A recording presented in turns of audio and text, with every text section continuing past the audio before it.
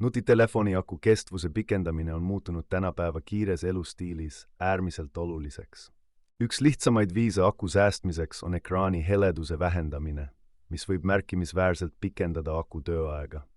Kontrolli regulaarselt, millised rakendused tarbivad kõige rohkem akut ja piira nende kasutamist või sulge need täielikult, kui neid ei kasuta. Lülita sisse akusäästurežiim, kui tead, et sul pole lähiajal võimalust telefoni laadida.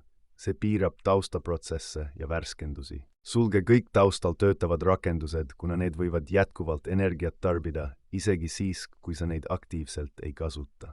Keela või piira asukohateenuseid rakenduste jaoks, mis neid tegelikult ei vaja, kuna GPS-i kasutamine on eriti energianõudlik. Väldi telefoni täielikku tühjaks laadimist, parem on seda laadida väiksemates tsüklites, kui lasta akul täiesti tühjaks saada.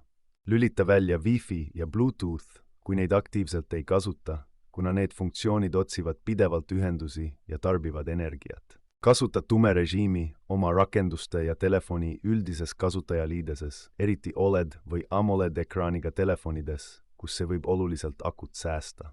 Piira teavitusi rakenduste jaoks, mis pole sulle olulised, kuna iga ekraani ärkamine ja teavitus tarbib akut.